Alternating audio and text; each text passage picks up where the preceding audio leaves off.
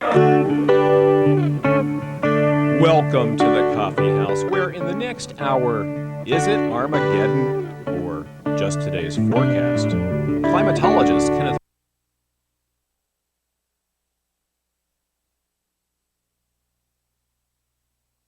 Sugarloaf Mountain. They shoot bison, don't they?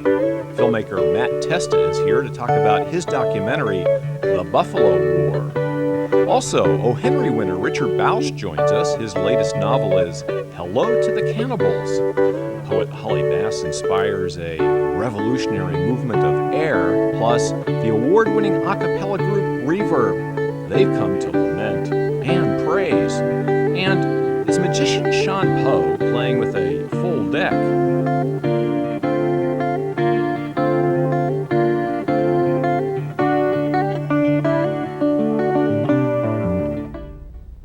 Welcome to the forum at the Coffee House. Water rationing in Maryland, Virginia, well, lots of places dry as tinder. The giant sequoias of California, some of them thousands of years old, threatened by raging fires. Much of Europe and India underwater. What is going on with the weather? To help us figure it out, we've got two seasoned experts, Maryland State climatologist Dr. Kenneth Pickering and Dr. Mike MacCracken, senior scientist with the federal government's interagency U.S. Global Change Research Program. Welcome both of you to the Coffee House. Ken, we hear a lot about drought. And I know what drought is, at least in my conventional sense. It's real dry, but what does it mean scientifically? Well, there's really two different kinds of drought. First, we can think of agricultural drought, when the certain depth of layer of soil becomes so dry that crops become under stress from lack of moisture. Then there's the longer term, what we call hydrological drought, where water supply is greatly affected, where reservoirs levels go down, stream levels fall, and groundwater supplies dwindle, wells go dry, that sort of thing. And this is a pretty bad drought, I gather. Some people say it's the worst one in a long time. How unusual is the current situation? Well, it's certainly been a severe drought. It has probably not been the most severe on record. The most severe on record goes back to 1930. The period from February of 1930 through January 1931 holds the record for most of the state of Maryland as the worst situation. We have not reached that magnitude of the water shortage and deficits of rainfall. We've fallen several inches short of that record. On the other hand, Virginia recently appointed a drought czar, and both Maryland, large portions of Maryland and Virginia are drought areas and under water restrictions, in Virginia especially, where people are using well water as opposed to drawing their water from the Potomac. But it isn't as if rivers are off scot-free. For instance, Baltimore relies on the Susquehanna basin for their water supply, and that's been halved, hasn't it? Yes, right. Their reservoirs are been in a very serious low-level situation. And they're certainly one of the areas under the severe restrictions of water usage right now. The Baltimore water system plus all the rest of central Maryland that's primarily relies on well water, as well as all the eastern shore. And however, outside of those regions, the restrictions are not as severe, just people are encouraged to conserve.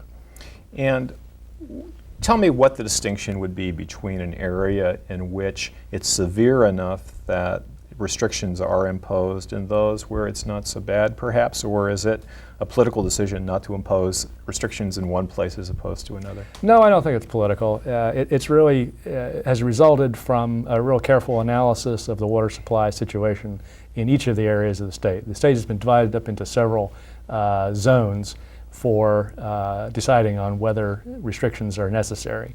And they've probably mostly looked at the water situation in the reservoirs, in the groundwater, and certainly they have decided to impose these restrictions only in the areas where there is nearly an emergency situation. And whereas in the Washington, D.C. area, which has been primarily served in the Maryland suburbs by the Washington Suburban Sanitary Commission, these areas are not been put under such severe restrictions, primarily because most of their water supply comes out of the Potomac River. And planning back a couple decades ago was sufficient that upstream reservoirs were built over on the border of Virginia and West Virginia, and water is now being released out of those reservoirs and flowing down the Potomac. And that has provided an adequate supply for the Washington metropolitan area. Without a danger of exhausting those reservoirs? Well, fortunately, rainfall has been very close to normal in those areas where the reservoirs are located. And so therefore, they've been constantly replenished throughout this spring and summer. And however, certainly people in the Washington metropolitan area still should conserve. There's no question about that. The Potomac River level is down. However, they've deemed the supply upstream to be adequate. However, I think it's still a good idea that people should conserve. Okay, so we shouldn't use the hose on our driveway to clean off our driveway. Is that what we should? We shouldn't water the lawn. What is it that we should? How should we conserve? Well, these are some of the restrictions that are in place, what are called the level 2 water restrictions in the areas that I mentioned previously in north central Maryland and the Eastern Shore. However, I think it just primarily is advisable to be prudent in their use. Don't just go out there and leave the hose running overnight. Just be careful in the usage of water. Don't necessarily let your shrubs die. Okay. Climate change models, Mike, suggest that we're not facing just droughts, but we're also facing floods. Now, intuitively, this strikes me as odd that on the one hand we'd have excessive precipitation, on the other hand we'd have excessive drought. And I guess a lot of people are skeptical about whether there's really any climate change going on in the world. Raise this point and say, look, you can have it both ways. You can have too much dryness, too much precipitation. Is there a way of reconciling those facts and within the context of viewing global climate change? Well, as you warm the world because you've added more carbon dioxide to the atmosphere, you're intensifying the evaporation of water from the oceans. And then when you put more water up, more is going to come down at certain times. And so what is happening is you're getting more intense precipitation occurring. That will give you a flood kind of condition.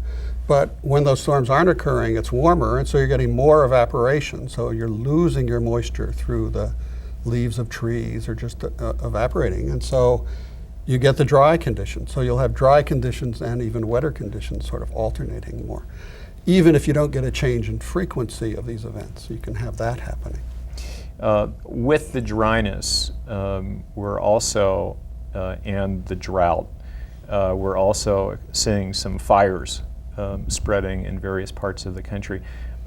Yet with the modeling that you do, one would anticipate that there should be, with increasing carbon in the environment, greater growth in agriculture. And wouldn't this be a boon to the economy? Aren't we seeing more crops, more fertile growth in both trees and in agriculture generally? Well, it depends where you're talking about. Each place faces an individual situation, so you have to think about the particular region. I mean, if you're in the sort of northern Great Plains and you're getting adequate moisture, having more carbon dioxide does help the crops grow better, and it helps use the moisture better, more efficiently. But if you're in the western United States, which typically doesn't get much precipitation in many areas for most of the summer, if it's warmer, you're going to get even more evaporation.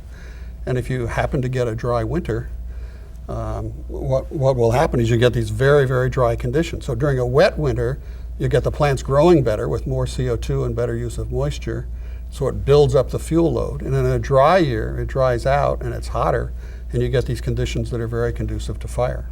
The president recently suggested that what we should be doing is thinning out these areas because the increased fuel that you described poses a danger.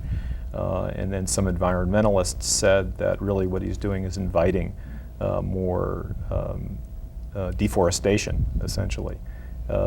What's your read on the approach to adaptation that the president is suggesting to avoid raging fires?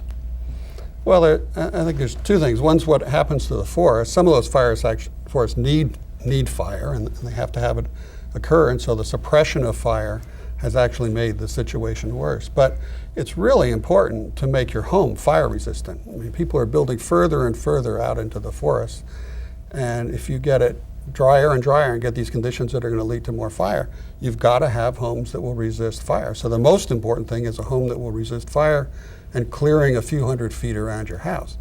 I mean, there's going to be fires occurring whether you thin a forest or not. It can depend on what the intensity is. But you really need to design your houses in a reasonable way. Let's talk about other adaptations that we can do. For instance, some people have suggested that we should be growing different types of crops that are more conducive to a warmer climate or that are more resistant to droughts. Ken, would you recommend that farmers look at changing their crop rotations? Well, that's certainly an option they could look at. However, we've been through cycles of drought previously before, and I think they have always come back to growing the same crops again, time after time within the state of Maryland. Corn, for example, is a major crop within the state of Maryland. This year, the crop yield is going to be way down because of the drought. However, next year certainly we could be bounced right back, and they could grow corn quite readily. The recent rains that we've had in the last week through late August and here in early September, they have really come too late for the corn crop this year. However, some of the later season species such as soybeans still maybe get some benefit from these rains. Mm-hmm. What about the long-term health effects? I don't know, talking long-term is always a difficult thing, but as the climate does change, what should we be expecting in terms of the impact on human health, and human health in this area in particular? Well, it depends a lot on what we do about it. If you assume that people won't do anything and prepare themselves, then you're going to have more, with warmer conditions, you might have more diseases carried by mosquitoes, you might get more air pollution, you might have more heat stress under hot conditions. But as conditions change, in the United States, what we've done is adapt greatly and taken measures to make sure we have air conditioning, or to try and get rid of standing water so you don't have so many mosquitoes, and other kinds of things. So it really depends in the US if we invest the effort to maintain our public health system. If we do that, we should not have really significant health problems. If we don't, and we aren't prepared for that, and you don't have a public health system that's ready to go out and spray, then you can have real problems. We're about out of time, amazingly, but I did want to move on beyond adaptation to the question of also a more kind of global, excuse the expression, approach to attempting to address the question of warming. Apart from what individuals can do and local communities can do, what do we need to be doing as a nation to address the question of warming? Well, probably the best way we'll get through it is to get new technologies that can help get us energy and the energy services we need without putting out carbon dioxide emissions. And so new technology efforts and the incentive to change over and figure out alternative ways. In vehicles. Yeah, so it can be what industry does. It can be switching the fuel that you use for cars or having much more efficient cars. It can be switching the energy that you use to make electricity, relying more on solar. Maryland has a program, for example, to try and get more solar roof power systems. Mm-hmm. I got to thank Dr. Kenneth Pickering and Dr. Mike MacCracken for joining me tonight and helping us understand what's going on with our climate. Mark Twain, it seems, got it wrong when he said, "Everyone talks about the weather, but no one does anything about it." We are doing something about it, but we're making it more unpredictable, volatile, and perhaps dangerous. I'm Mark Cohen, and this has been Coffee House Forum.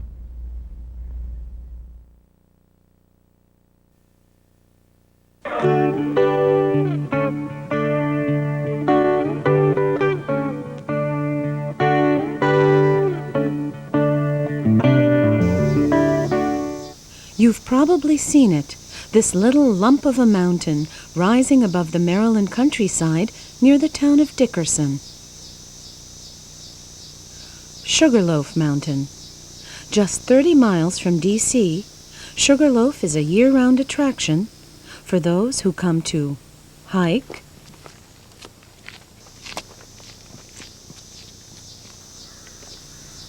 bike,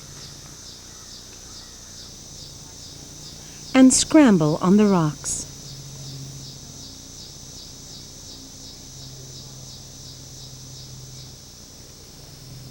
From Washington, D.C., the easiest way to get to Sugarloaf is to take Interstate 270. Get off at the Poolsville exit and travel on country roads to the mountain entrance. You'll pass the Comus Inn, but don't plan on eating here. It's no longer open for business. Sugarloaf's entrance is clearly marked. You can park here or continue driving up the mountain. Admission is free. Be sure to grab a map on your way up. It will direct you to the park's 13 miles of trails and scenic overlooks with parking.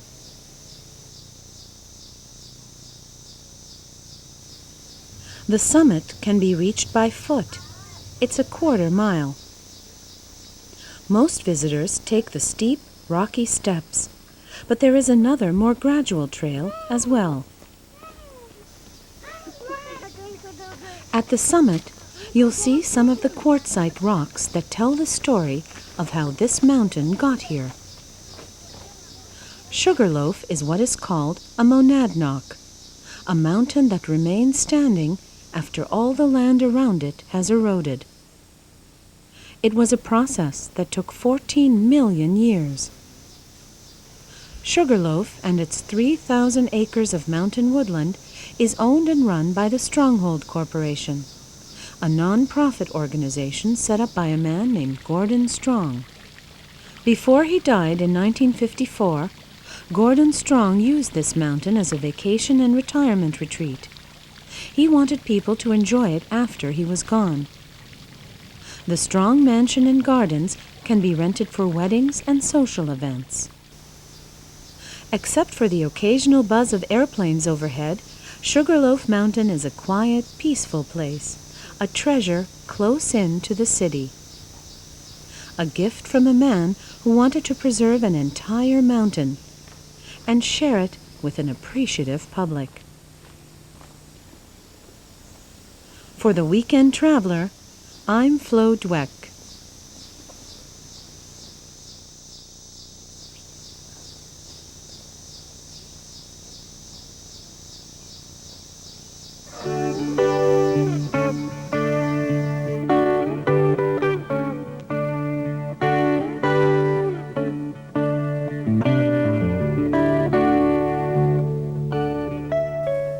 Hello, and welcome to Rewind at the Coffee House, where we're talking about filmmaking that makes a difference.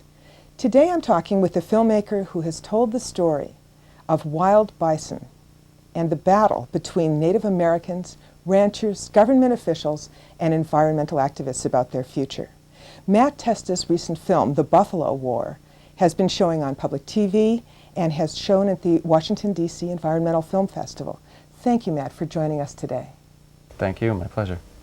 Matt is a veteran documentary producer, had work on New York Times television, on National Geographic, public TV, Showtime, Discovery, and before that you were a newspaper editor as well in Jackson Hole, Wyoming.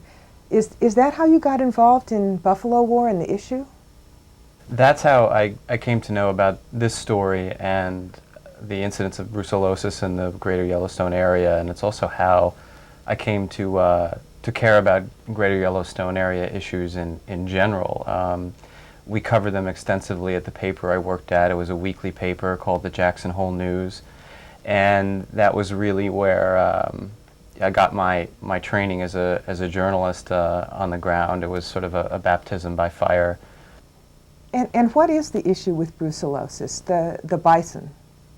The specter of brucellosis is significant to these livestock management agencies and disease management agencies because brucellosis was once found widely in America 60 years ago. but a multi-million-dollar nationwide plan to eradicate the disease has knocked it out of almost every herd in the country, with the exception of some wild animal herds. And one of those is this bison herd in Yellowstone. They do have this disease. The problem is, or the conflict arises, when you find that there are disagreements between agencies about whether or not the disease is transmissible from bison to cattle in the wild, and or how transmissible the disease actually is. In the lab, the disease can be transmitted between the animals. Interspecies transmission is possible.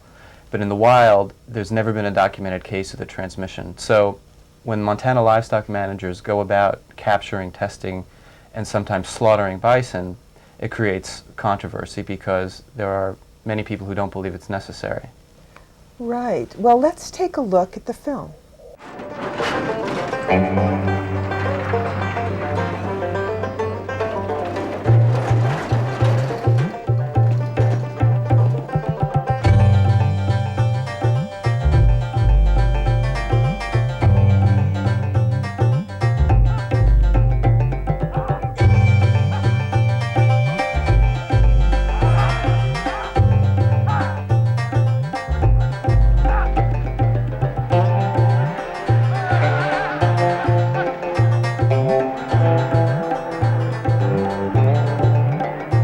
We have video footage of everything going on here.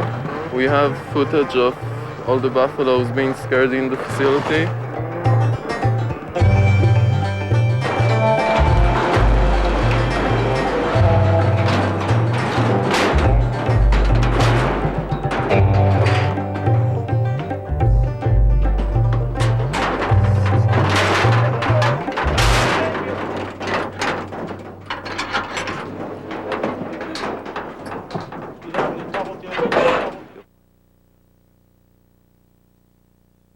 Journalists are always concerned about accuracy and bias. How did you deal with the question of balance and fairness and accuracy in this film, Buffalo War? I happen to agree with the people who say that this type of management of bison is unwarranted. After looking at the evidence, after hearing lots of reputable sources oppose what's been happening in Montana, I think it's clear, and I think it's clear from the film, that something's amiss, something needs to change. And the American public at large probably wouldn't be happy knowing about what's happening to their bison herd. And it is their bison herd. This is, you know, our gem national park, the world's first national park, and the last, what's considered the last free-roaming wild bison herd, and the most purely, or the most genetically pure descendants of the original bison that roamed the plains. So knowing all these things going into the film, I think it inspired me to try to find out, well, why is this happening? And, you know, in the interest of good journalism, I wanted to present all the different sides. And I wanted to really try to avoid also the kind of a knee-jerk response to that most people have to seeing bison shot in the field, which rarely, if ever, happens anymore, since the public outcry. And I also wanted to avoid falling into the sort of easy trap of vilifying ranching in general, which I think people are apt to do when they see what's happening to bison. And they tend to boil this down to a, you know, cattle versus bison conflict, and I don't think it's quite that simple. So how did you deal with that in the film? Did you go out of your way to be nice to the ranchers, or how did you portray it in the film to make sure that people would get a balanced sense of the issues and still come to the conclusion you wanted them to come to? There are a few ways that I tried to make the film in order to be objective, or to let the audience decide for itself what was going on, and one was not to use narration. I thought it would be important to let people speak for themselves, present their own cases, and I also thought it was important to try to humanize the story and follow some narrative arcs, some dramatic narrative arcs, rather than just do a polemic or a piece of reportage. I thought it was important to try to make this the kind of documentary that I admire most, which is, you know, a verite-style, character-driven documentary. I think what I ended up with was a hybrid of a piece of journalism and a piece of verite filmmaking. And I'm pretty content with that. I think it was a good and an innovative way to present the issue, which has been covered in the press pretty extensively.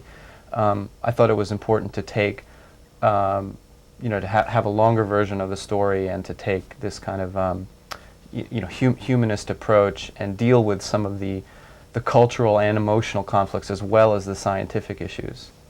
So this film has been shown on public television, but in some areas where this issue is taking place, it hasn't yet been shown. What's the story on that? Well, that's been one of the sad ironies of this.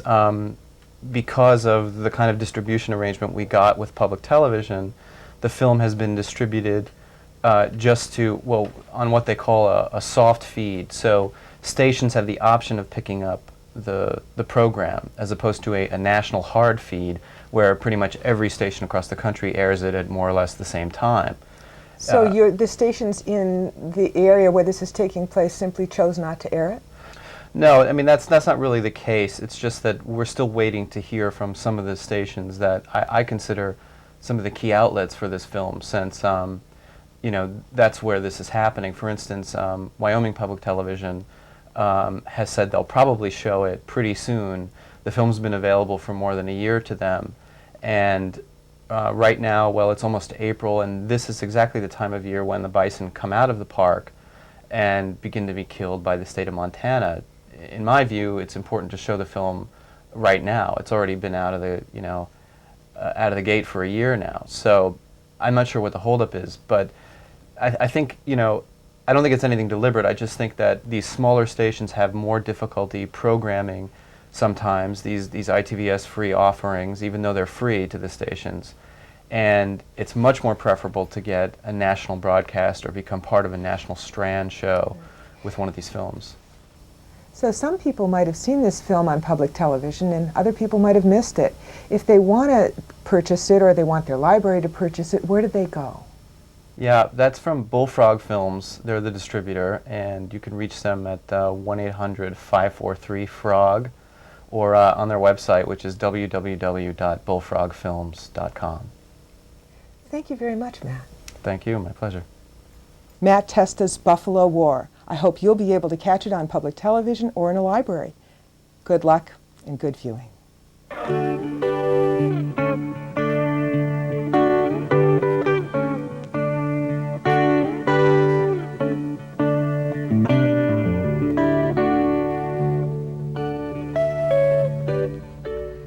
You've changed. You're not the man that I once knew. No need to tell me that we're through. It's all over now. You've changed. It was the summer when all the sisters started rocking fans. Some homemade and decadent, others store-bought and refined. And it wasn't necessarily especially hot. This is Washington, after all, melted chocolate city. The fans were the necessary accoutrement for a summer that was more than humid nights and high sun. It was the last times. And what little bit of freedom left was slowly ebbing away. You've changed. Your kisses now are so blasé. You're bored with me in every way. It's all over now. You've changed. You see, the women still love the city, but the city no longer loved them back. The air had turned against them, the very air. It was happening in every quadrant, north, south, west, and east. But the sisters felt it first, smelled hints of iron in water-heavy air, noticed the rumblings of otherwise functional air conditioners, so they fashioned amulets of feather, balsa, Spanish lace, sage tea softened, set in the sun to dry. You've forgotten the words, I love you. Each memory that we've shared, you ignore every star above you. I can't realize you ever cared. These fluttering Gabriels offered no small salvation in difficult times. While all about them were losing their heads, the women stayed Kipling cool, and they fanned. A visual of moving hands, beating the air with such fragile elements. It was not vanity or luxury. It was any means necessary. It was liberty and justice for all. Sweet freedom crowding out chaos. A small antidote to hate and war. Love in its simplest shape. It was a revolutionary movement of air.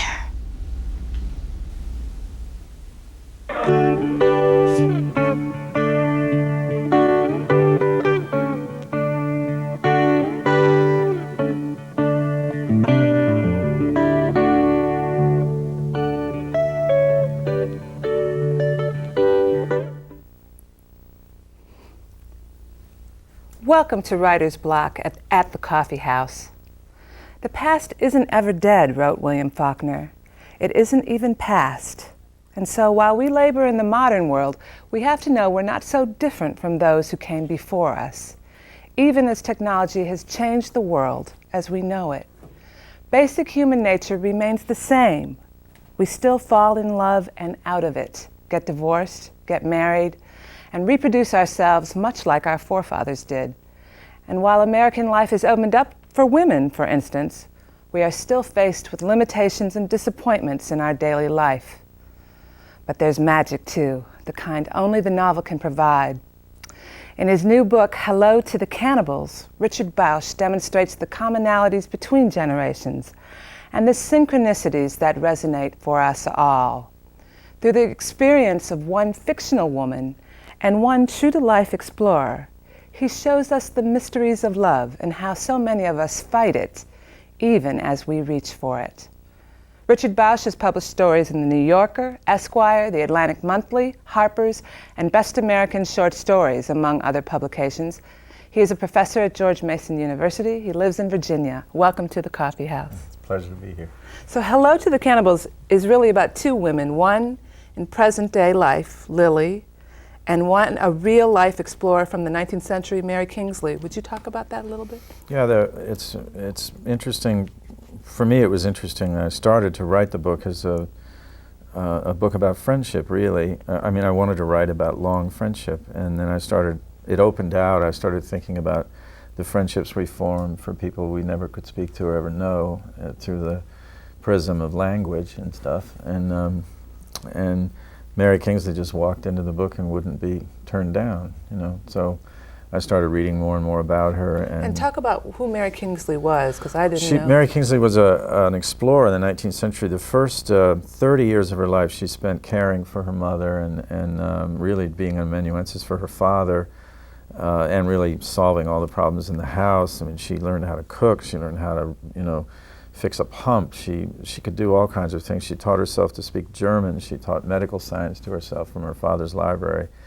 And when her parents died within months of each other in 1892, she really, thinking that her use in the world was over, just headed south to West Africa, where she became one of the great explorers and travel writers of the 19th century in the 7 years that were left to her. I mean, she's the only European and certainly the only woman anyone knows of who ever climbed the east face of Mount Cameroon. Wow. and she was really an extraordinary, and she wrote a book called Travels in West Africa, which became a bestseller, and she was famous for a time, and she gave lectures and all of that. And all she really wanted to do was go back to her beloved adopted country and live and die in West Africa. And she ended up dying in South Africa because she volunteered to go help as a nurse during the Boer War. And my contemporary character, who I had made up, Who is Lily? Is Lily, and Lily's wanting to write a play about Mary Kingsley and imagining her and writing letters back to her to get a better feeling for her and stuff. And she's privy to a series of letters that Mary Kingsley wrote, which I imagine, but they're letters that Mary Kingsley wrote to a future someone, so that there's a kind of correspondence that goes back and forth between the two women. But they're separated by 100 years, and I began to want to explore how much things are the same for women now, and how much they've changed, and all of that. That it's still a life that has to be navigated mostly by stealth in a kind of an odd way. What do you mean by that, by stealth? Well, Mary had to make everyone think that it was their idea. They couldn't come from her, so she had to make her brother think that it was his idea that she go to West Africa.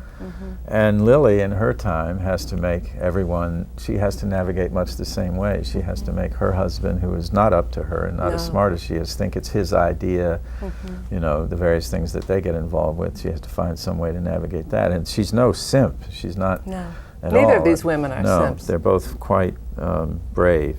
And of course, the whole book ended up being about love and about intimacy, about how the ways in which we run away from that at the same time that we long for it.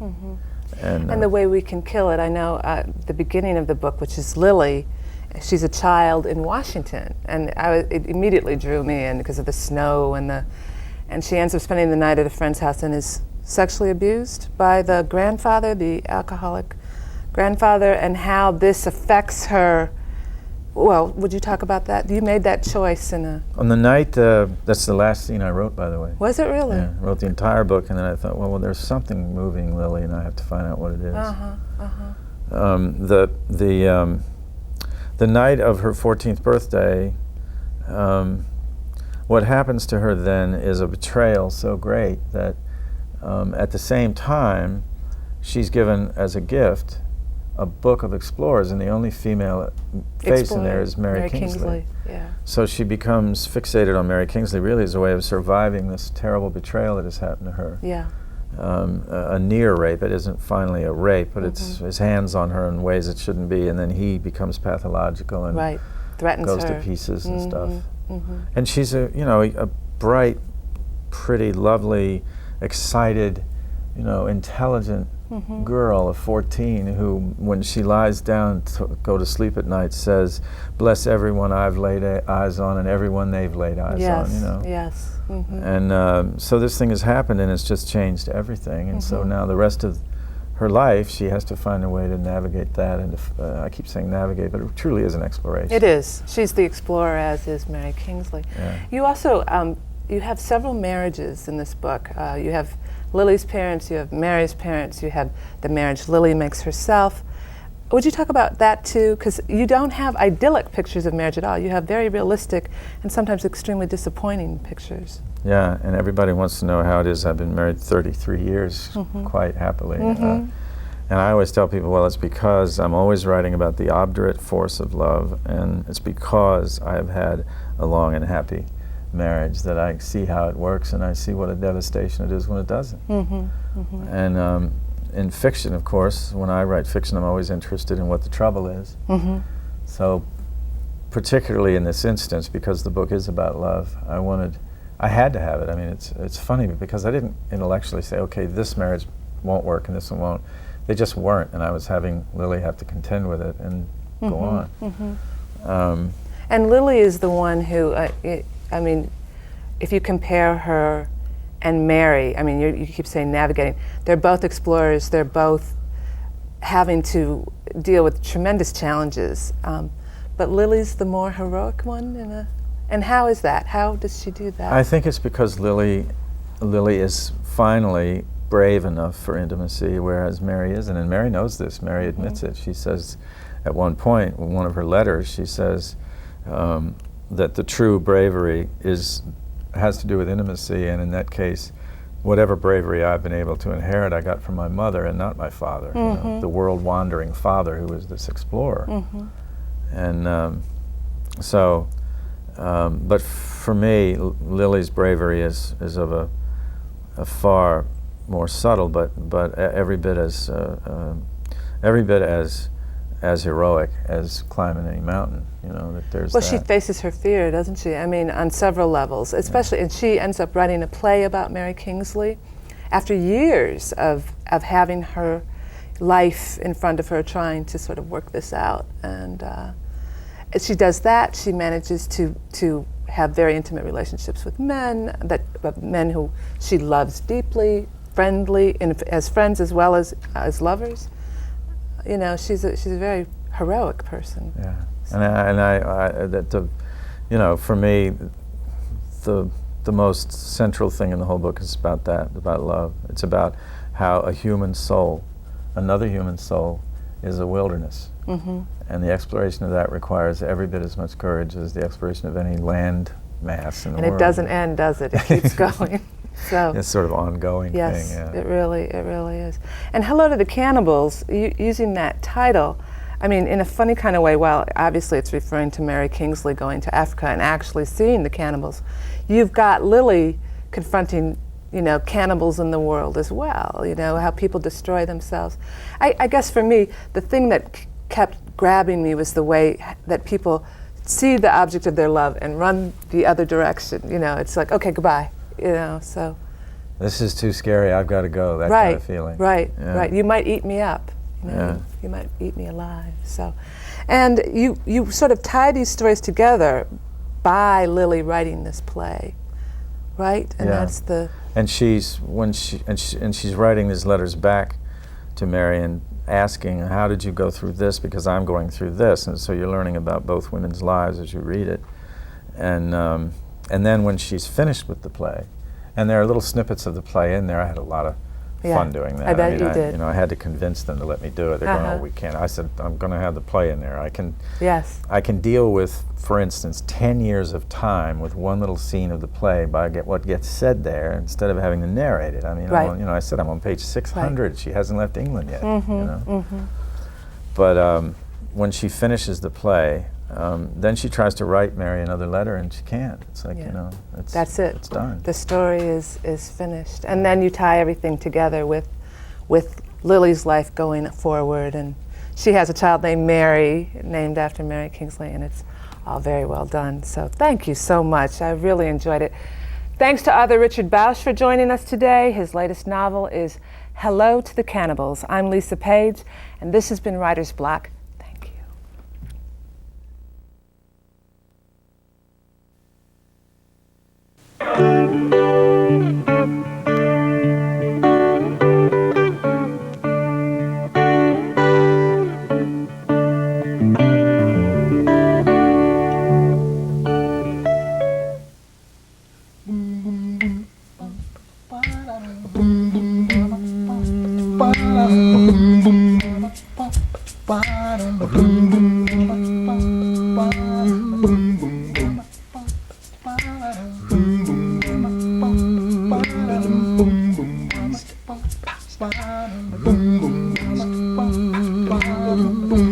Preachers preach, mothers weep.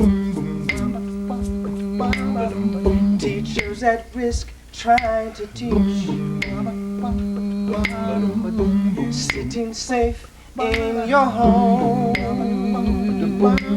Bullet comes and then you're gone. Sometimes the innocent Why do the innocent die? Sometimes the innocent die. Oh Lord, caught in the crossfire. Sometimes the innocent die. Sometimes the innocent die. Caught in the wrong place at the wrong time.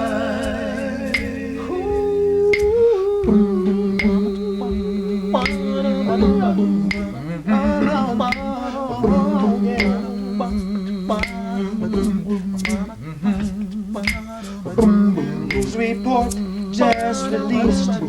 Have you heard the news? What we need is more police. More police. Stiffer laws, bigger jails. Bless the day when peace prevails. Sometimes the innocent die. Innocent Sometimes the die. innocent die. Oh Lord, Caught in the crossfire. don't you know? Don't you Sometimes know? the innocent die. Why? Sometimes the innocent die. Oh, why? Caught in the wrong place at the wrong time. Mother, I'm somebody's mother. father, I'm somebody's son. sister, Somebody's daughter. brother, Somebody's number one. the life they have When all's been said is in the past. and all's been done,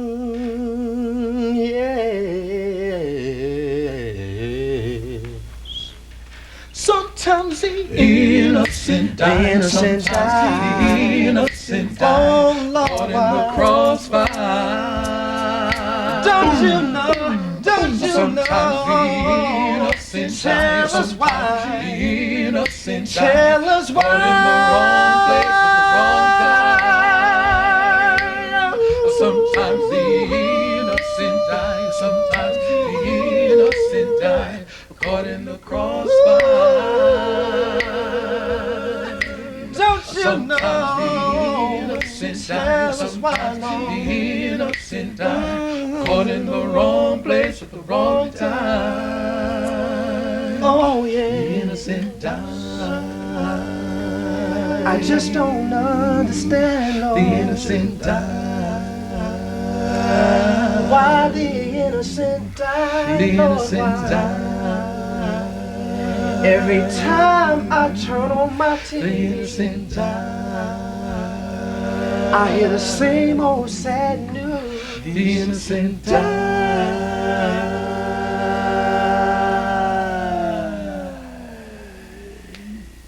Boom.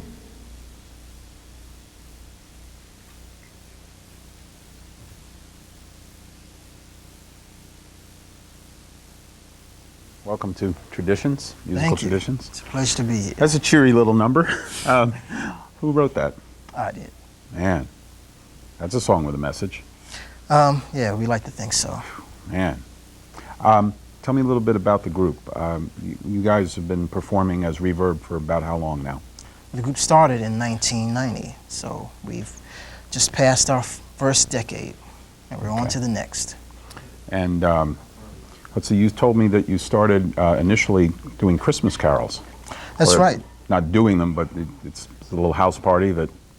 This all started when there was a housewarming party, Okay. and there was a guy there who was putting together a group to sing Christmas carols, and a group of us, about 12, with him as the director, decided to do Christmas carols, and we've been singing ever since. Okay, who's in the group now? Why don't we get some names here? Okay, well, let's start on the end there. This is the brother who led Sometimes the Innocent Die. Right. Russell Jeter III. Good. Victor Pinkney. And Chris Hunter. Okay, and I understand you're the old man of the group. That's right. I'm Steve Langley, the Right, founder. The founder, right. Yes. Now, you do a mixture of obviously original materials. You also do jazz, Latin, Gospel. blues, gospel. Yes. Okay. Well, we know the name of the first one we just did. How about the one you're going to take us out with? The next song is going to be a gospel standard. I bowed down on my knees and cried holy. Okay. I'll be a believer. All right. Thank you. All right.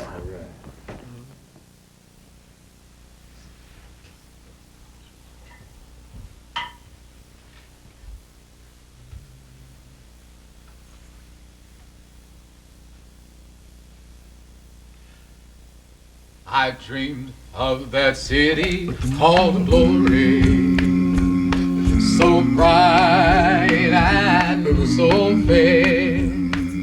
When I entered the gates, I cried holy, and the angels all welcomed me there. Well, they carried me from mansion such a mansion. Yes, indeed. And hold the sights that I saw. Oh, but I said I want to see Jesus, a wonderful die for all. No, I bowed down on my knees. I cried holy to the Lamb. I cried holy to the Lamb. I cried holy to the Lamb. Oh, clap my hands and say glory, glory, glory to the Son of God. Well, I thought as I entered that city, my loved ones knew me so well. Well, they showed me all around heaven, and the sights were too numerous to tell. I saw Abraham, Isaac, and Jacob. Yes, I did. I saw Martin Luther and Timothy. Oh, but I said, let me bow down and worship him. Worship the one who died for me. And oh, bow down on my knees. I cried holy to the Lamb. I cried holy to the Lamb. I cried holy to the Lamb. Oh, clap my hands and say glory, glory, glory to the Son of God. Bow down on my knees. I cried holy to the Lamb. I cried holy to the Lamb. I cried holy to the Lamb. Oh, clap my hands and say glory, glory, glory to the Son of God. Bow down on my knees. I cried holy to the Lamb. I cried holy to the Lamb. I cried holy to the Lamb. Oh, clap my hands and say glory, glory, glory to the Son of God.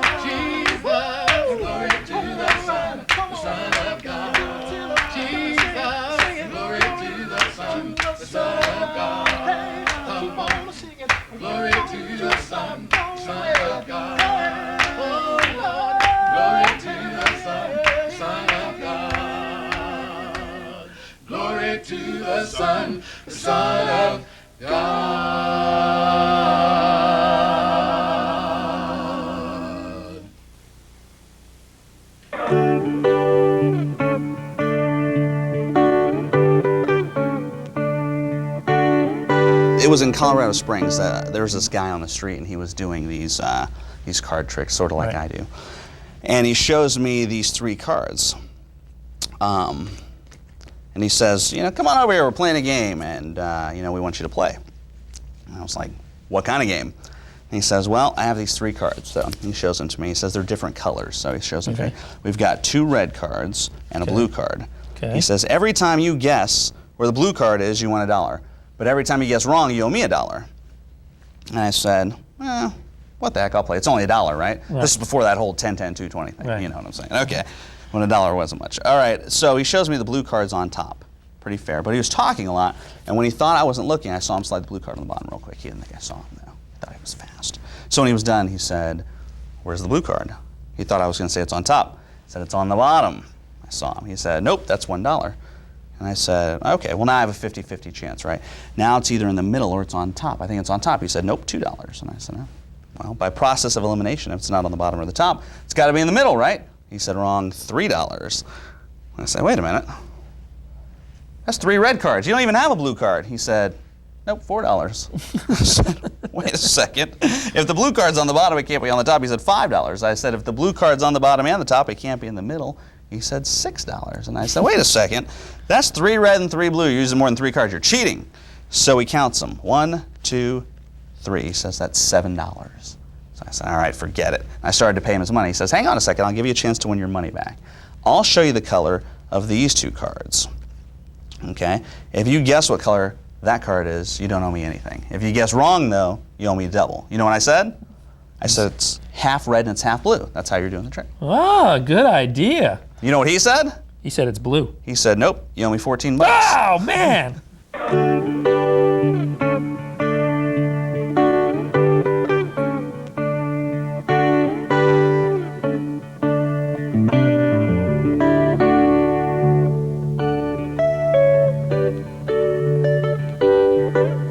That's it for this time. See you next month in The Coffee House.